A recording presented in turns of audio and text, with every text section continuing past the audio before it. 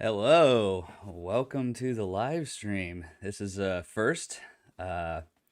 See, we have Massachusetts in the house. Where's everybody else from? Can everybody hear me all right, too?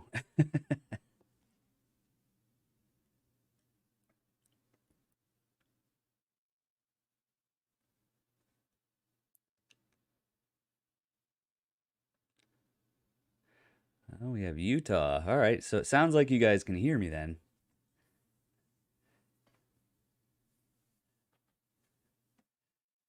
Excellent. And the next thing I want to do, because it is a little quiet, at least to me, and you can probably hear my computer in the background. We'll cover that up just a little bit.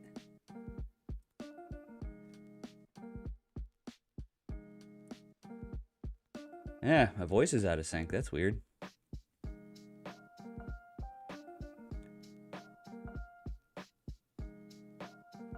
I'll play with this for a second.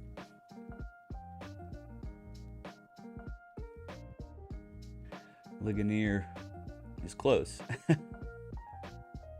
to where I'm at. That's awesome. And Steve, also from Pennsylvania, so we got a few Pennsylvania people here. Nice. So yeah, if you guys have any questions about astrophotography, go ahead and ask. I'm sure people will pop in and out. That's usually how live streams go. And while we do that, I know Zach did ask a question. We'll get to that here in a second.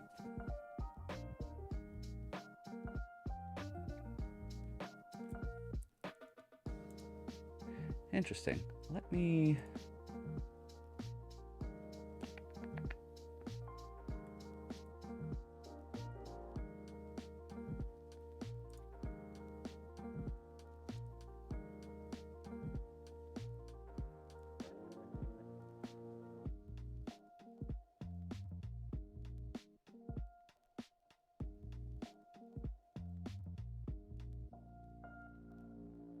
Sorry about that.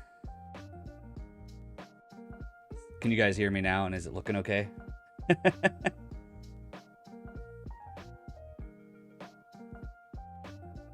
Just had to restart the audio device.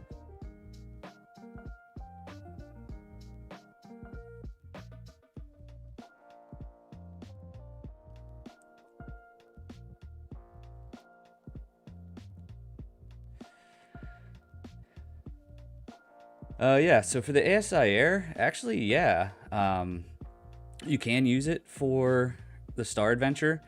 I haven't done it yet, actually. I have a Star Adventure, I just haven't done it. But all you need to do is just use the SD4 cable to plug into the Star Adventure, and it will only do right ascension guiding. It won't do declination.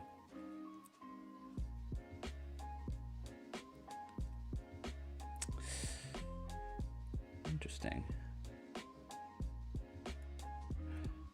Well, let me do this way then. Hold on a second.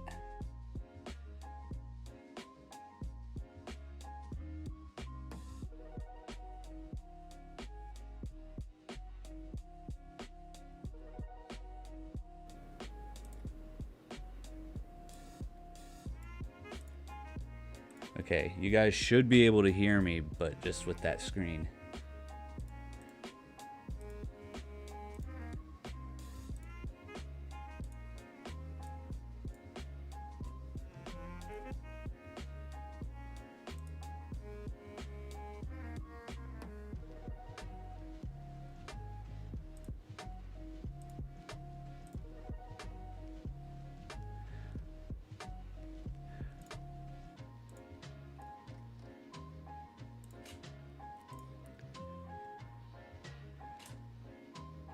Okay, let's see if that made a difference.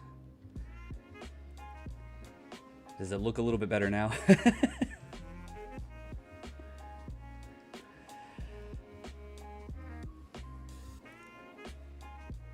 I have not used an Astro modded DSLR. The only DSLR I have at the moment is the one that you're currently watching through. I do plan on getting a second one. I want to keep one at least able to do regular pictures in the daytime. But yeah, it's in the plans. I just haven't done it yet.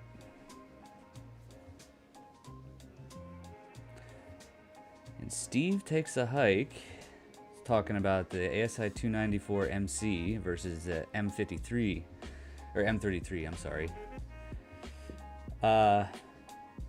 So I went with the 294, just price-wise now. It's pretty much the only reason.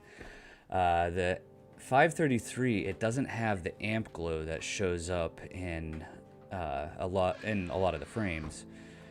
Let me pull up PixInsight real quick, and I'll show you what I mean by that.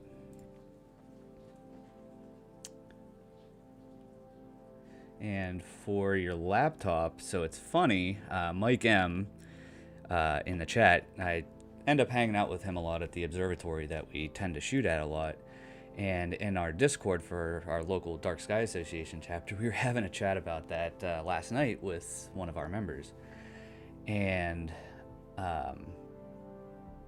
if you're going to use it for processing, a laptop is good for the portability, but if you want the power, you're going to want to go with the desktop for the processing power.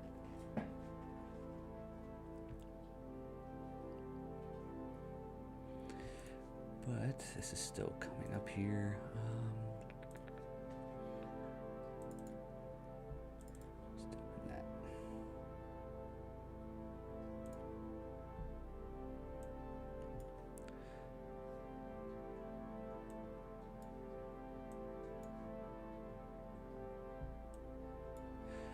Okay. So, I don't know how well you can see it, but right here in the upper right, there's a little white band. That's the amp glow. You can see that line right here where my mouse is. The 533 doesn't have that, but the 294 does.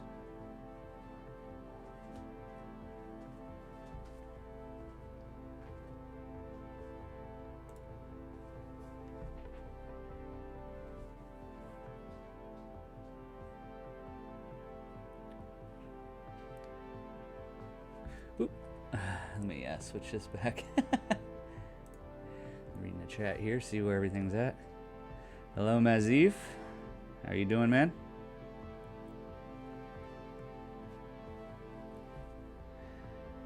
Yeah, Zach has a good point there. Laptops are great for image acquisition, and yes, I do use the ASI Air for now, but I also do want to switch to other software just so I learn it and have a wide range of things that, you know, if you guys have questions about, I can also help out.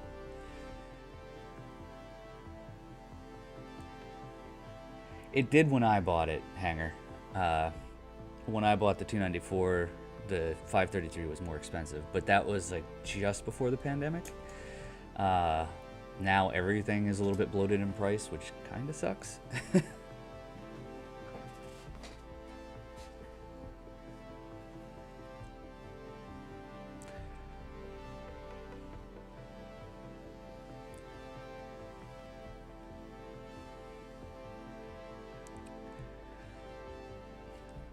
Earl Martin's asking about the ASI Air Plus.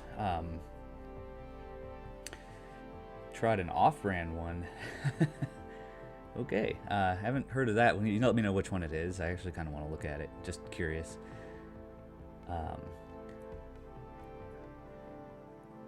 dew heater depends. So for me, I still use USB. So I can't yet.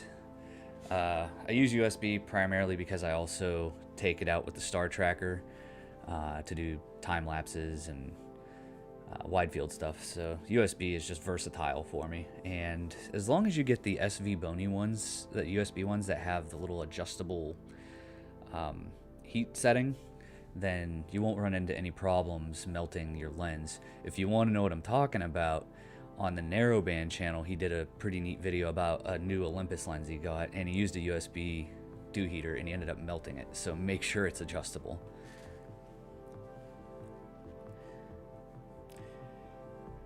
Steve, yes. Processing, I did a video about PixInsight. You might have seen it already. So I think I've seen you once or twice before in the comments. Photoshop, I'm kind of leaning away from it just because PixInsight is so good.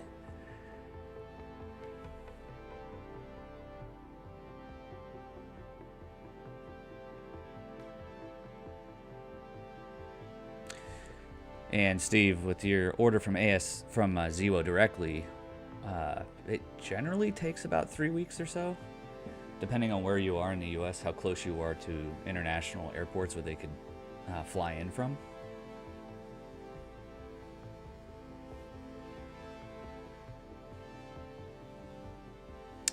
Oh yeah. Well, let me show you the one I got. Give me a second to pull it up.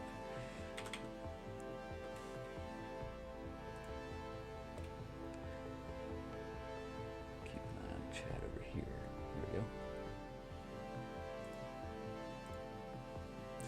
The one thing I definitely recommend with dew heaters, though, if you have a main kit that's deep sky, keep dew heaters with that. But if you have another one, like a DSLR, and you take that pretty much everywhere, get an extra dew heater for that too. Because you never know when you're going to be out, say, camping or something, and you want to do star trails pictures or whatever, and you forget the dew heater. And Mike M will attest here, don't leave it in your trunk in a reusable grocery bag because you'll forget it's there and have to borrow somebody else's.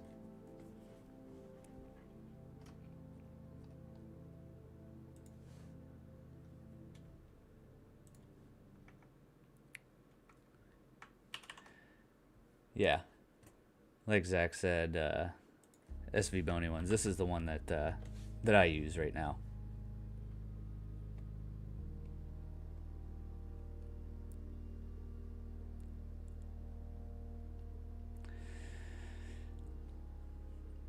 Yes, you're right, Mazif.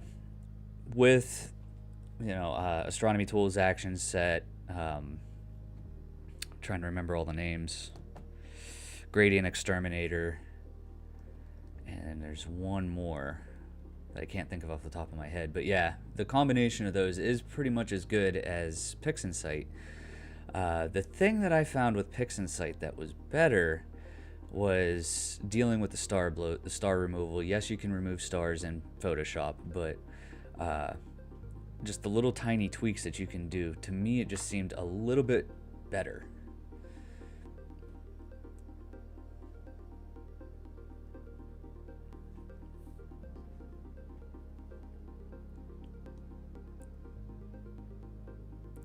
But that's personal opinion as well. You don't have to take my word as like the word. It's what I found has worked for me. Now I do finishing touches in Photoshop. That's where pretty much everybody adds their watermark if they're going to post it somewhere.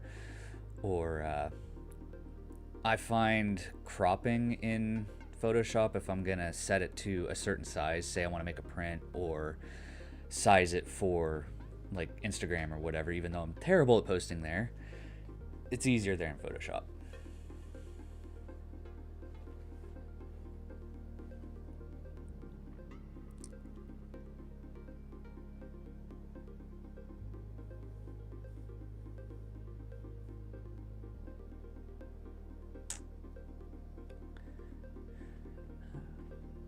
All right, just checking the chat here. And while I'm checking the chat, is the music too loud, too quiet? Can you hear it at all? It's kind of in the background for me. I have my headphones turned way down.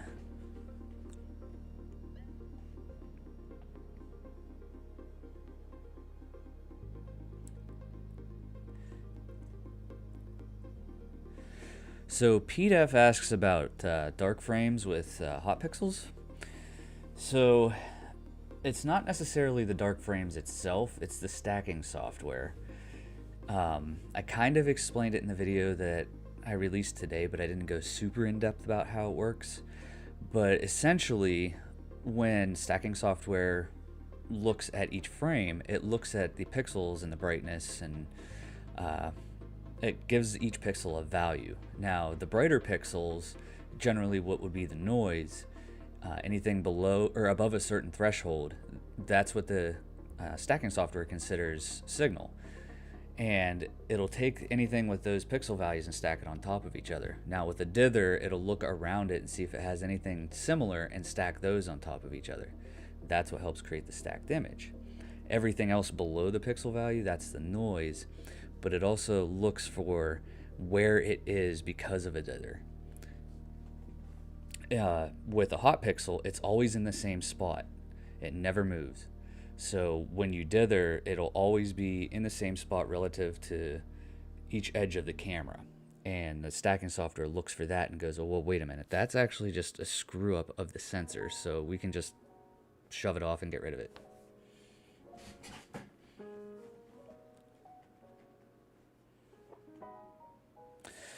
The other thing, Pete, that I would wonder about, just to ask, when you stack, since you mentioned you turned on dithering, yeah, what do you, Mike actually just jumped in and said it. What are you using, and what algorithm are you using? Are you using like median or sigma kappa, I believe it is. I'm bad with remembering those names right now, but what are you using?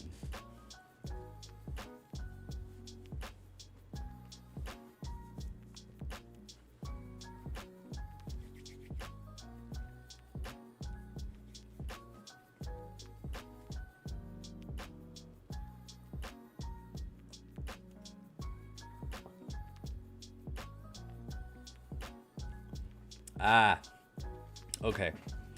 So I've done a live stack before, and hilariously enough, the thumbnail for this live stream, that was actually a live stacked Andromeda image. So I found that the live stack is only good really if you're just doing electronically assisted astronomy. So if you're out at an outreach event and you just have people walking by and you kind of want to show them something real quick, that's fine. But if you're going to use it for processing, tell the ASI Air to save all of the frames. That way you can take it into Deep Sky Stacker or PixInsight and stack it there. Deep Sky Stacker and PixInsight do a way better job at dealing with noise and hot pixels and all that stuff.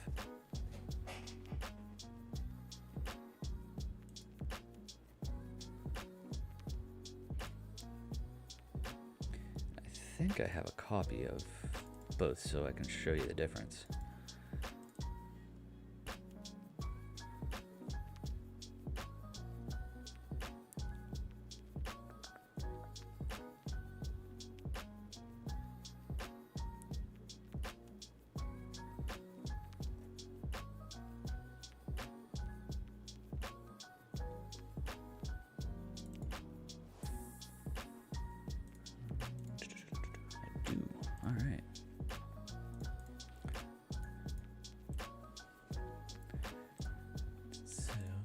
Second here, I can show you the difference of those two.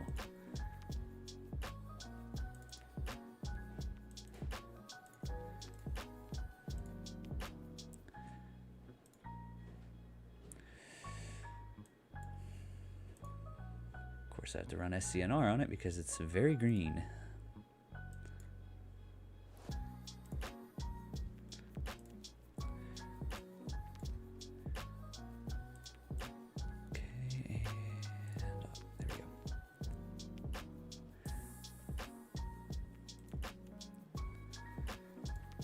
Okay, so let me switch it over.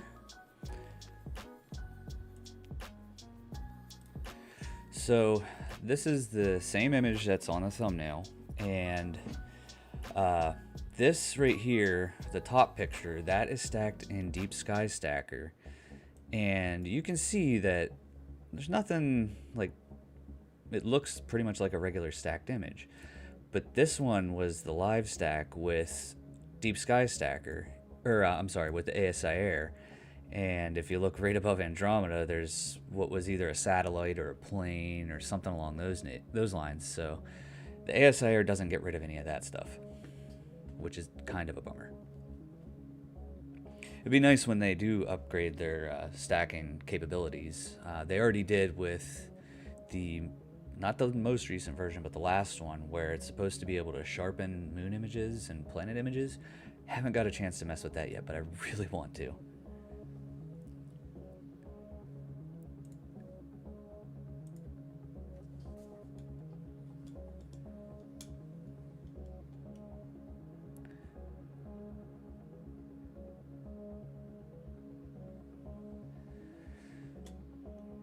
Steve, yeah, that would be fun. Actually, who?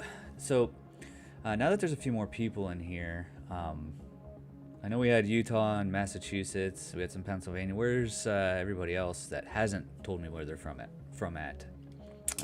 Yeah, where are you from? But yes, Cherry Springs, definitely. I would love to have a group meetup. That would be awesome.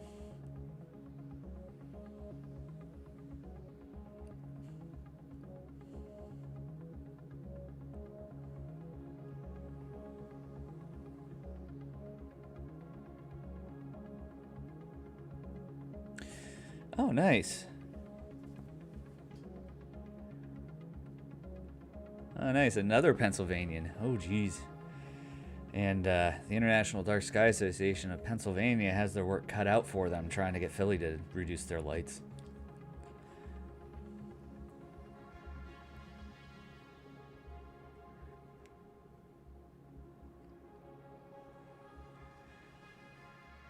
Yeah, EA is pretty fun, Pete.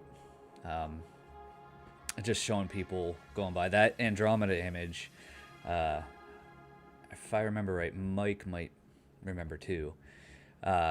We had a star party at our local club's observatory, and once it was dark enough, I just put it on Andromeda and just let it run, and I had my Dob there so I could show people other stuff. But I would pop back to Andromeda every now and then with the Dob and be like, "Oh, look, here's Andromeda," and then I point them at the tablet and go, "That's what Andromeda looks like through a camera," and they thought it was pretty cool. So yeah, it's quite fun.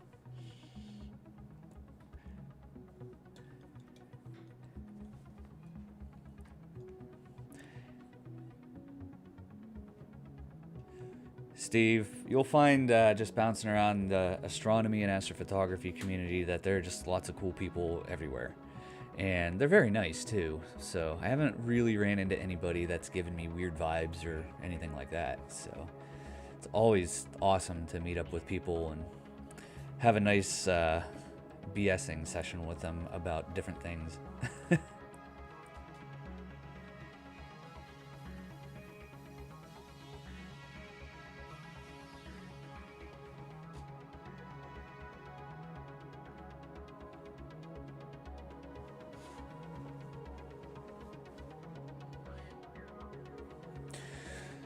So, while we wait for people to pop in, or if you guys have any other questions, let me ask you guys questions. What are you looking forward to shooting this year that you haven't gotten a chance to shoot yet?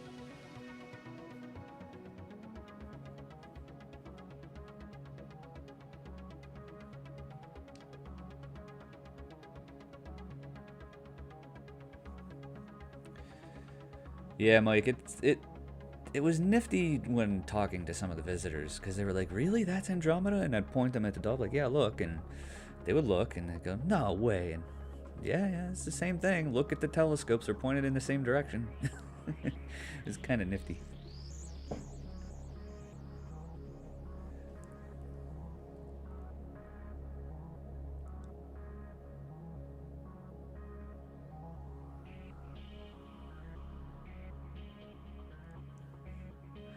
How much time total did you spend on that hangar?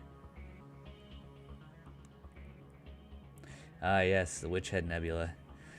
One of the few DSOs in the Orion constellation that hardly gets talked about because Horsehead and the Orion Nebula steal all the thunder.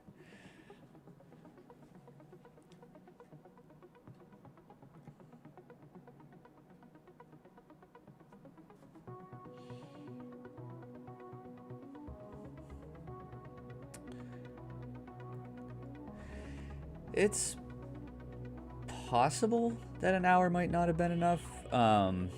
Let's see. Check something.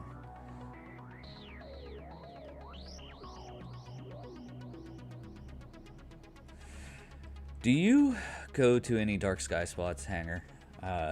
Since you're in Massachusetts, I know the light pollution over there kind of sucks. So, do you head to dark sky spots at all?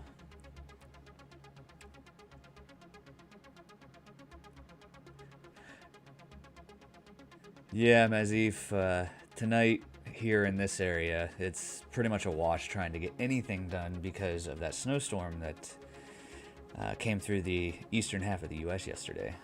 It's still cloudy here.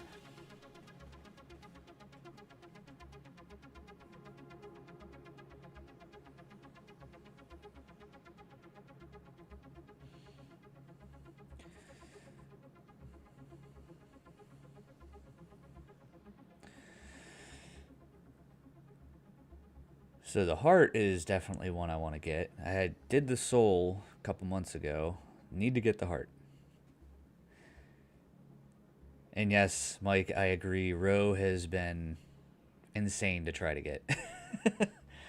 Every time go to a dark sky spot, there's always clouds right in that region of sky.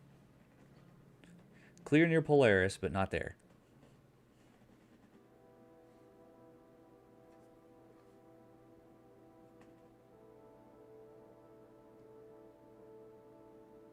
Ah, nice. Somebody from Nevada. Cool. Welcome, Astro Bill.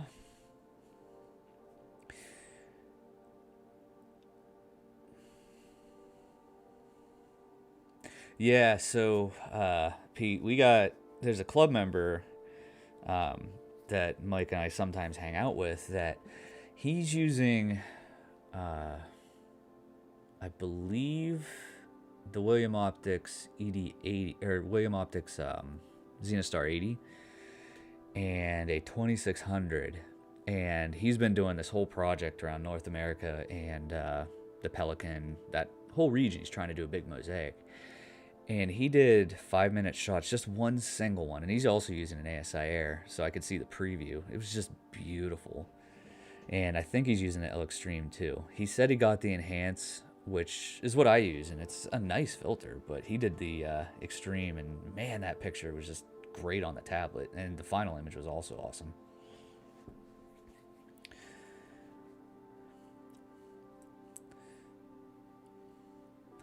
Yeah, and Astro Bill, Thor's helmet is something I definitely would love to get once I have the focal length for that. I haven't gone down the massive focal length route yet.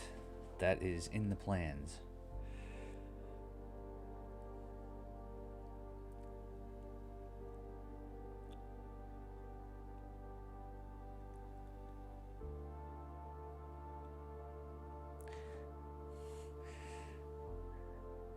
Yeah, and to help out Hanger a little bit more with this, the light pollution would have been the first thought on why things weren't looking good. And like he said, he's from Massachusetts. The light pollution over there is not the best. Now, I know you said you shoot from a Portal 4 location. Is there anything nearby, like a nearby building that you have to shoot over? Because that also could have an effect.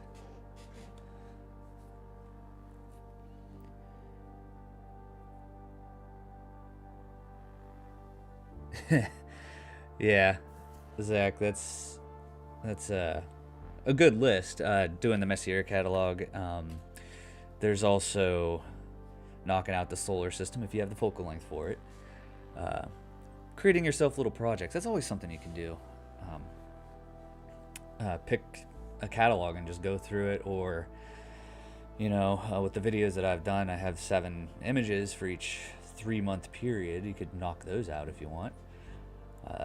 Different phases of the moon, or you could go to the Astronomical League. They have different programs you can go through for viewing, but you can also do that with imaging on some of the certificates that they do. If your club, if you're part of a club that also has an Astronomical League membership, definitely knock out some of their programs. They also require you to do stuff like include your processing steps, your gear. And what their goal is to show you going from a beginner to somebody who's adept at it. So definitely find find things to do there, Zach.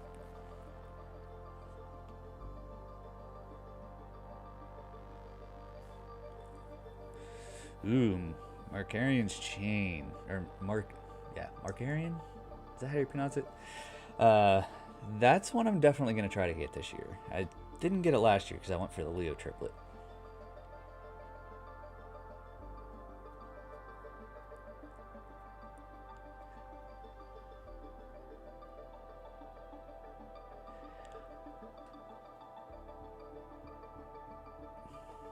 Hanger, that would depend on your modification, really.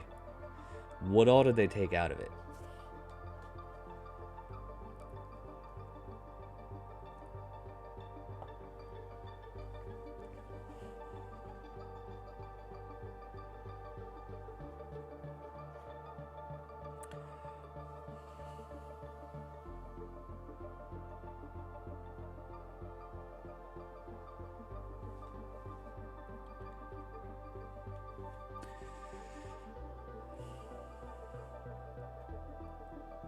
Oh, thanks, Zach, for the compliment on the Daub phone photos.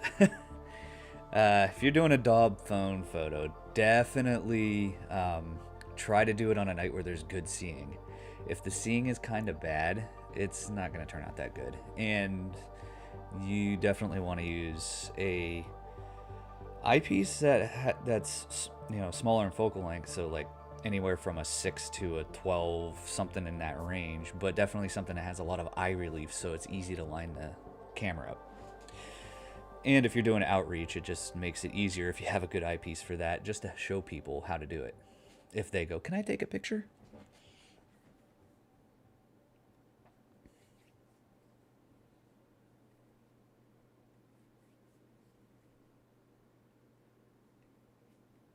Yeah, you should be able to, Bill. That's definitely an adequate target for Thor's helmet. Or an adequate setup. I'm going to switch this around a little. There we go.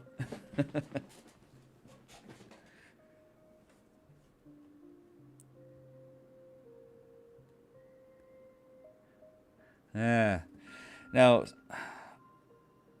it'd be nice, maybe take it to a camera shop and see exactly what they did get rid of so you know. One thing with Astro cams that you have to keep in mind is, say for the 294 MC, it doesn't have a way to block IR and UV light, so you still, even if you're in the middle of the desert in Utah or Nevada, by a couple of our guys here, you're still going to want to use an UV IR cut filter, and that's primarily for the stars, just to keep them smaller. So if they took that filter out of your DSLR, you're probably going to still need to get one of those.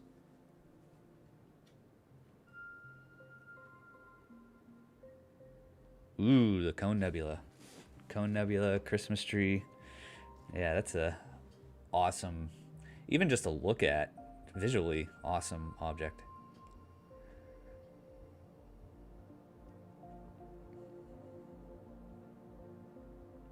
And I'm thinking Markarians is definitely on my list this year. If Rho plays nice, or at least the clouds around Rho play nice. Rho Fuji.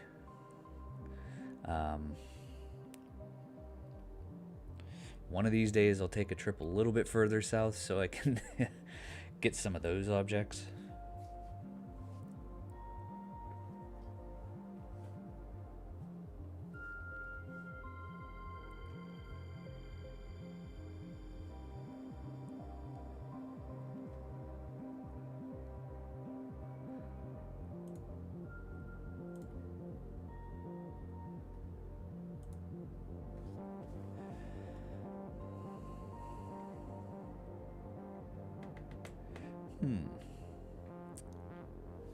What else you guys got?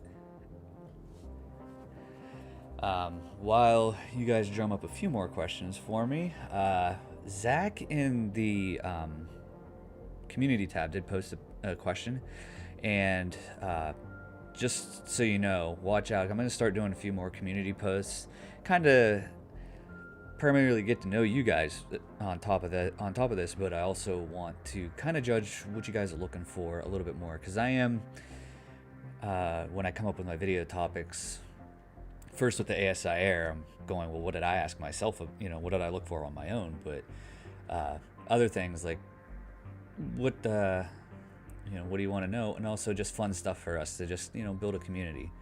But while you guys asked me a few more things, Zach asked in the community tab, hold on, let me pull up the whole question.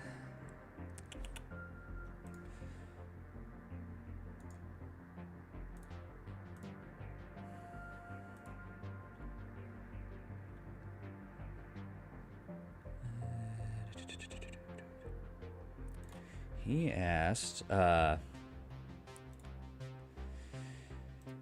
so he sees a lot of folks on the Astro forums talking about image scale when it comes to deciding on what telescope sensor to be looking at before buying. But it looks like if he wants to start out using a DSLR, it'll be way undersampled for a lot of scopes that he's currently looking at. And he's wondering how much does the image scale come into play in practice, and with the limited availability right now, what kind of scopes am I recommending that for somebody who wants to start with a DSLR? So let me back this up here.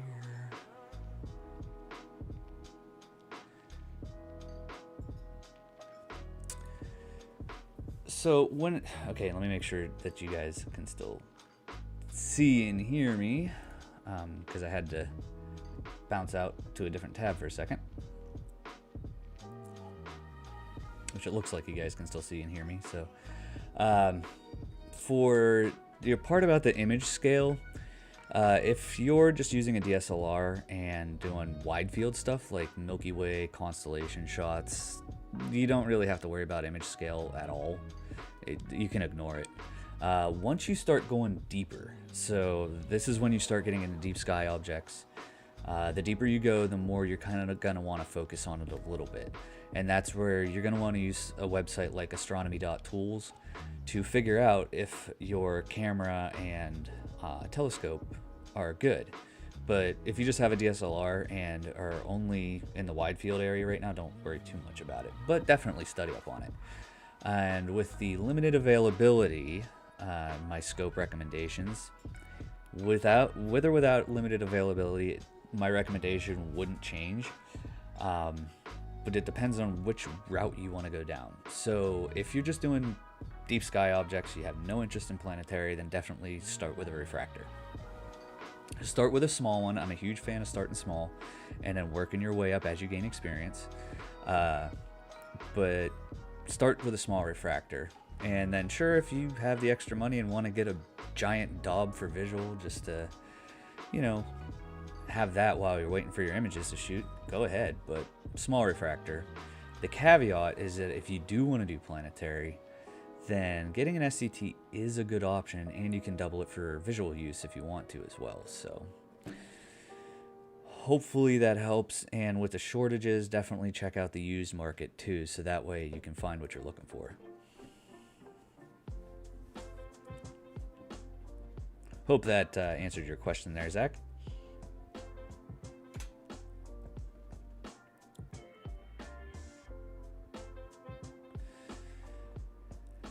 Oh, hello, Tim Pierce. Yeah. If you only have to wait till February, that's good. It's not a long wait at all.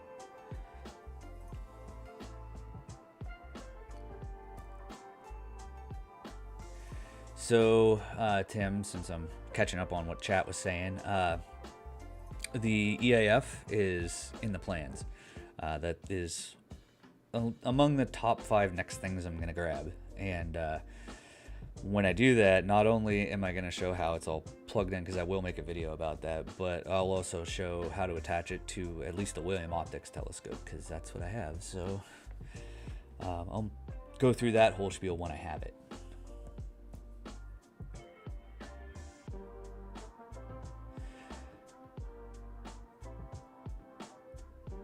Hanger, yes, you are right. Yes, you're right, and I did say that. Yeah, it's depending on what they're looking to do. Sorry, I already covered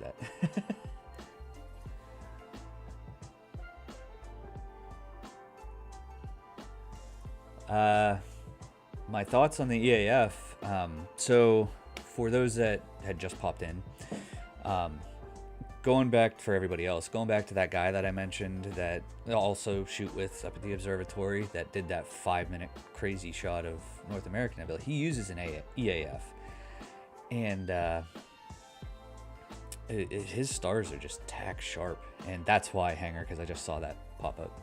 His stars are just tack sharp in every picture he posts, and it's interesting how it does it.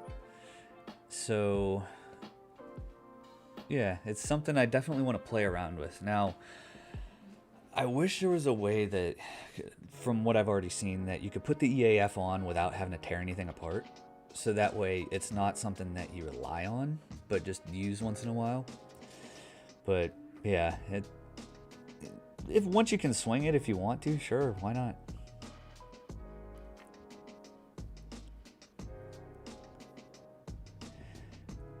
Yeah, and if you have something that has a Batnov, like pretty much any William Optics scope, that's great.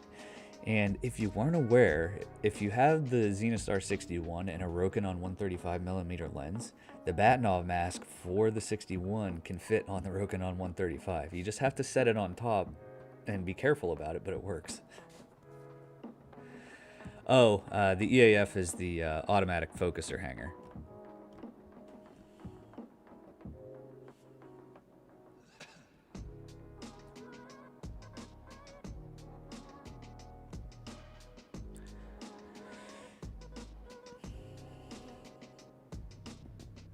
What camera are you using, Bill? Since he was asking about not getting an image in the preview, but using bin 2 works, it kind of puzzles me. Might have to find your comment.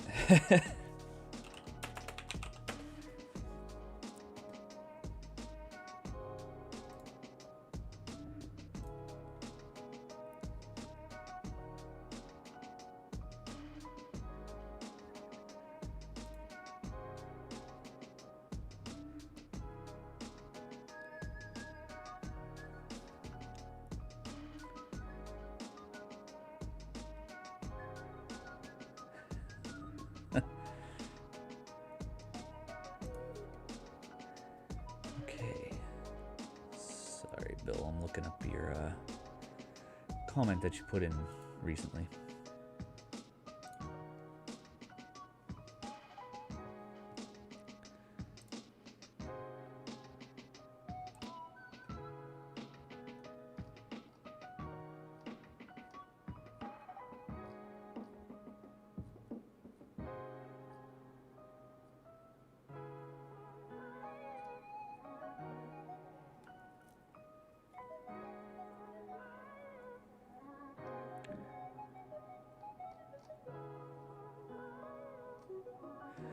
How long ago was that comment, Bill?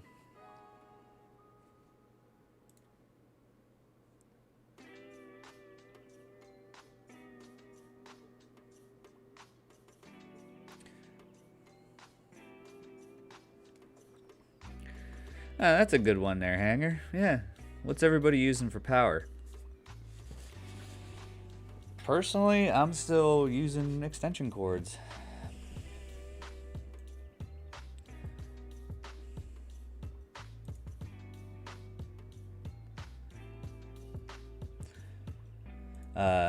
When I go to the observatory, yeah, I'm working on that there, Pete. There we go.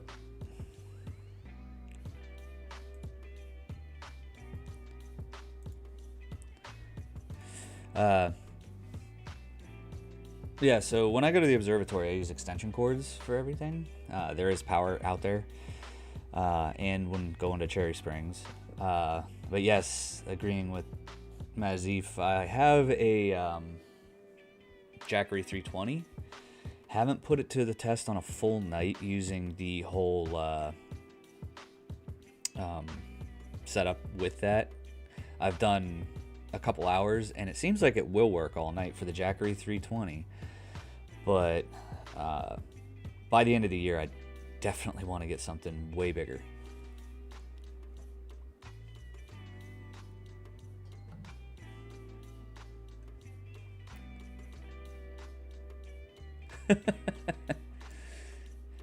Nice, Mazif.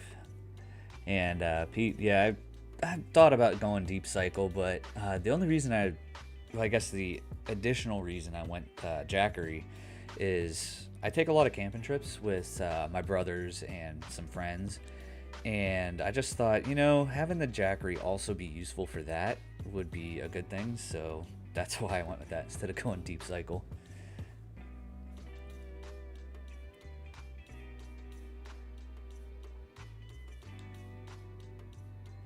You know, Mazif, if you get enough, you can start pulling out all the dust that's in that area. Polaris has a lot of stuff going on around it, but typically people aren't shooting in that area. Primarily because it'd be hard to deal with the rotation.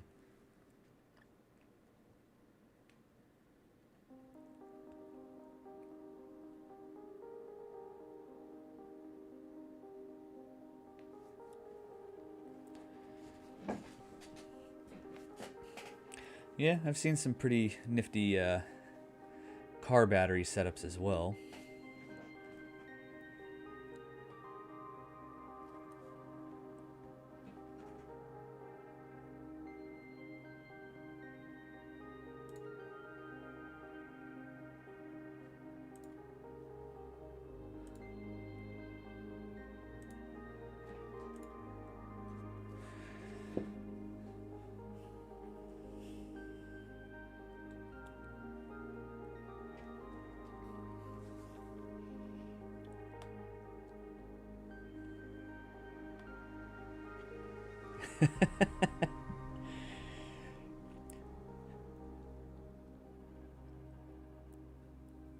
Yes, Justin Mendingo asks about using the ASIR Plus and the Pegasus together.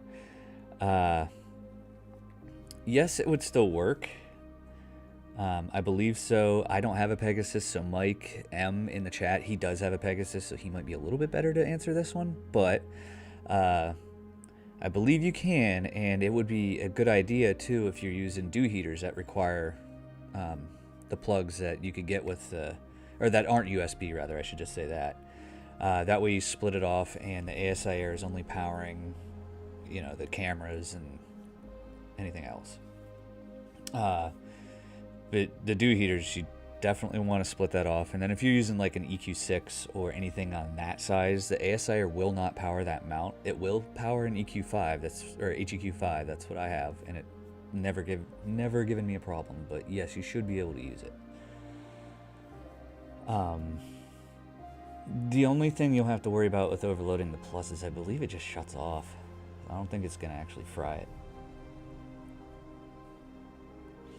it.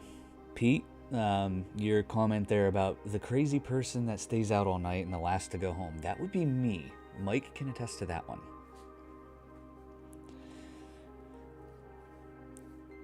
The second person is the director at the observatory. He has made a lot of discoveries in the past, however long he's been. I don't even, like 30, 40 years. That guy is like the king of observing visually. It's crazy.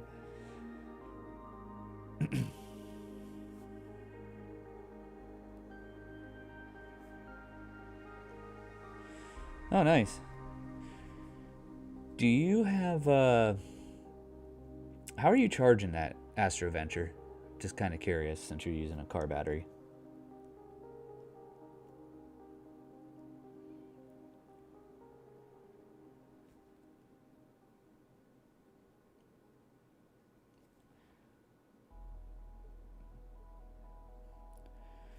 Okay, so I can sort of show you a little bit. So hold on, let me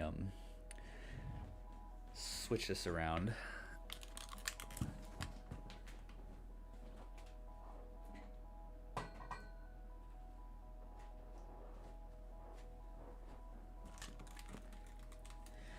Okay, so you can get kind of a sneak peek for Steve's question there about tripods. Let me move my water bottle here. That tripod that my DSLR is currently on, that's what I started with the Skywatcher Star Adventure. Now, for daytime use, That's the newer carbon fiber tripod. It's excellent. It's a great tripod. But for going with the Skywatcher Star Adventure, it's kind of So I have since switched to. Oops, sorry, I didn't show you guys. There we go. Um, I have since switched to the actual Skywatcher Star Adventure um, tripod, and that's what I'm using there.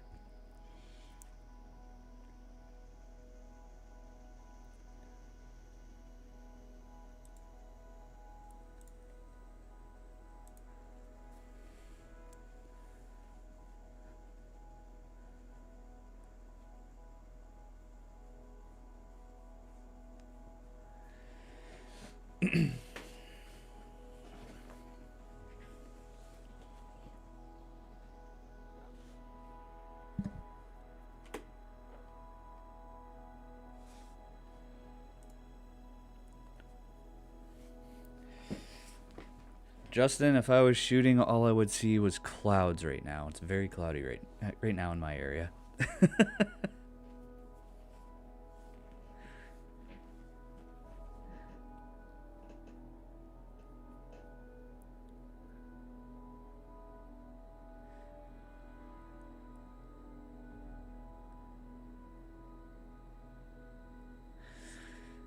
Yes, Pete.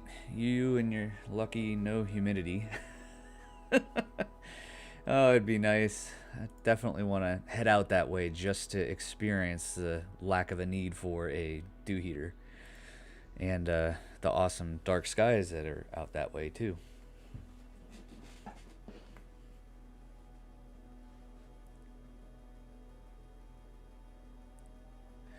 Mike, if we want to, um, sometime we can play around with the ASI Air and your Pegasus box and just see what the capabilities are. That'd be kind of fun.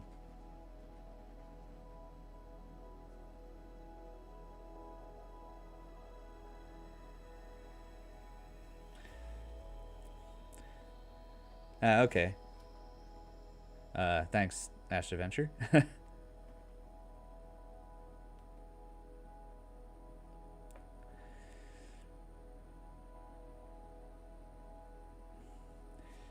So Steve takes a hike, asks about polar alignment being easy with the ASI Air. Yes and no. uh, so my process, which I believe I showed in my how to set up the ASI Air Plus video, is I set up my mount to point at Polaris, and then I do a polar alignment using the SynScanninit app on my phone, and that gives me the same reticule that's in the polar finder on the mount, and it gets it close. It's close enough that the ASI Air can figure out where Polaris is, and usually I'm within 2 degrees. Now, the thing that is a pain about polar alignment is getting used to turning, like if you're standing on a certain side of the mount, getting used to which directions you need to turn each knob, whether it's the altitude or the azimuth knobs. Once you kind of start remembering, okay, well, if I turn this one clockwise, Polaris goes this way. If I turn this counter, that's where the challenge lies. And when it comes to using the ASI Air, really all you're doing is moving that little blue circle around until it hits the bullseye. So it's kind of got to memorize what direction each knob goes to make that blue circle move in a certain direction.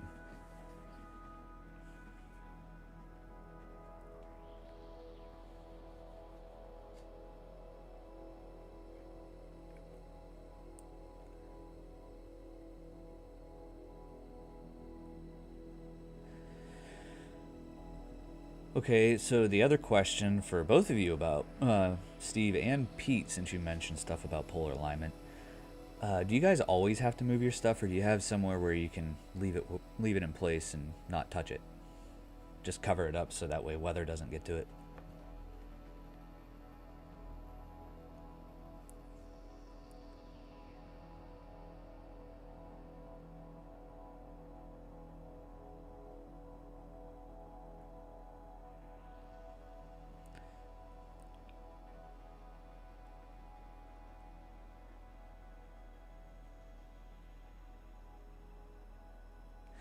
Yeah, it would be nice, Astro Venture, to come out to Utah. I don't know so much about living there. I kind of want to stay in this area and help the eastern seaboard get a little bit better with the light pollution. But yeah, I would love to come out and visit and do some sessions out that way.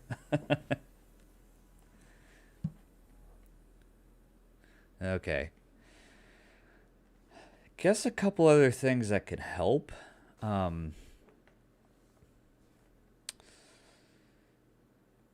so, if you watch a couple, or if you've seen enough of my videos, I guess I could say, the where I'm out at the observatory, I usually set up in exactly the same spot.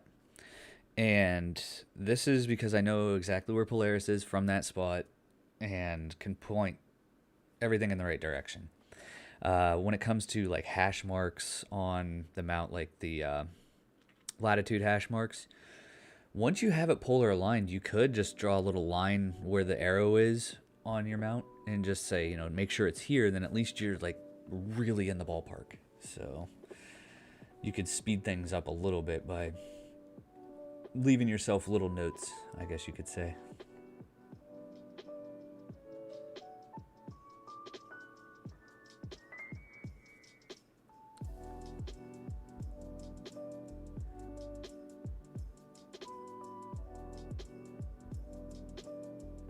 All right, good, Steve. That would definitely help.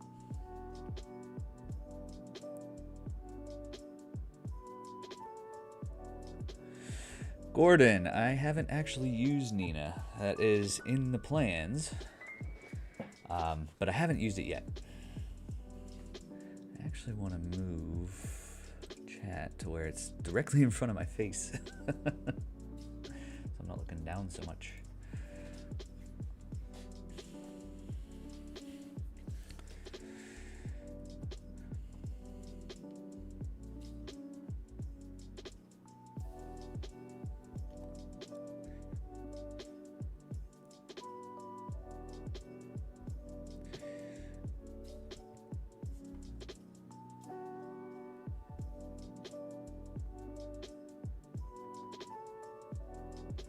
Yeah, that's the one benefit, Pete, where you mentioned owning the iPolar and the ASI Air. It's a bummer that Zewo hasn't yet. I'm sure if we bug them enough, they can put something in. But it's a bummer that there is no compatibility with devices like iPolar and other scopes that are similar.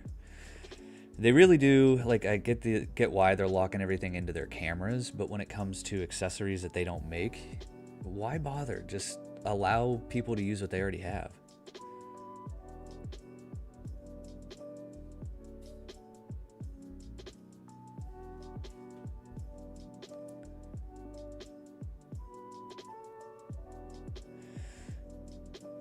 Now, Gordon, when you mention rotating targets, are you talking about, like, say you want to do like 2 or 3 different objects a night, or when it comes to doing stuff like mosaics?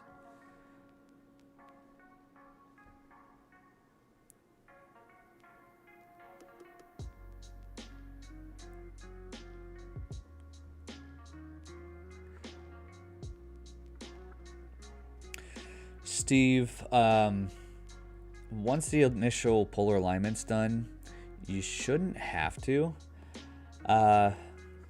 If I'm feeling a little bit off about it, because I'll polar align and then I'll focus. If I'm feeling that it's a little bit off after focusing, I'll put it back on and do one more polar alignment just to be sure. But if I feel it's fine, then no, I don't typically check it again.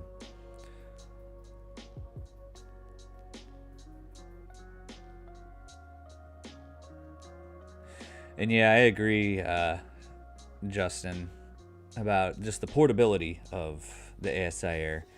That's probably the biggest draw for me, was that it was portable and all I had to use was my phone or a tablet, and I already had a tablet, so I didn't have a laptop. That was probably the biggest selling point for that.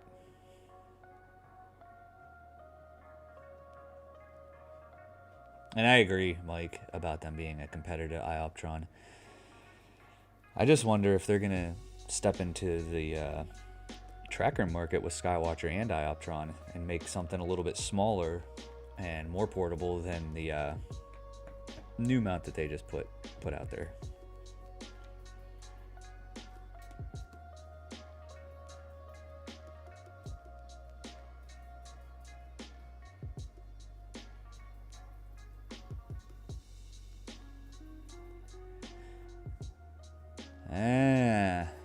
That's a good point there, Tom, about the composition.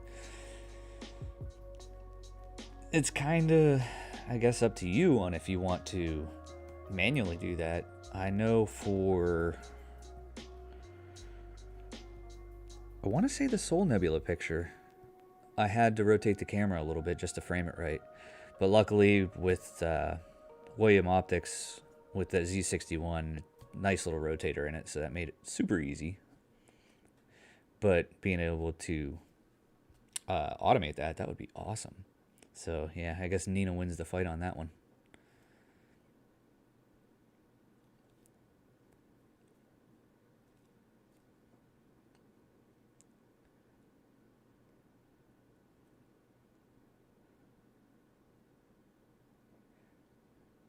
Oh, yeah, Gordon. Okay.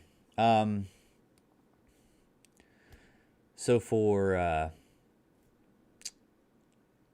was I going to say? So for the framing in general, you can do the tap here and tell it to go, and then you have to do the manual rotation, which is fine. But for multiple targets, I still need to play around with the new plan mode and see if there's any way to automate that.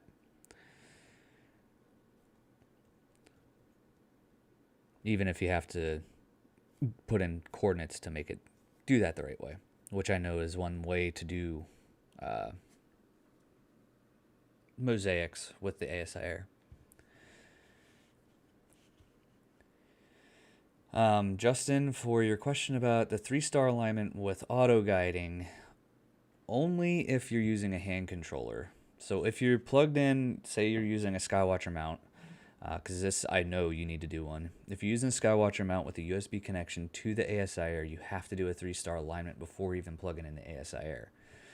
So this is, again, why I say use an EQ mod cable if you're on a Skywatcher mount, because it gets rid of that problem entirely.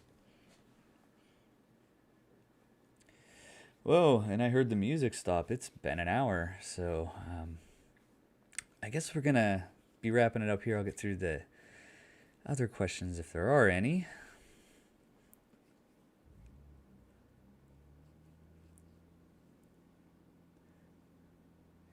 And I can hear my brother's car outside. It sounds like he's cleaning it off for tomorrow morning, going back to work.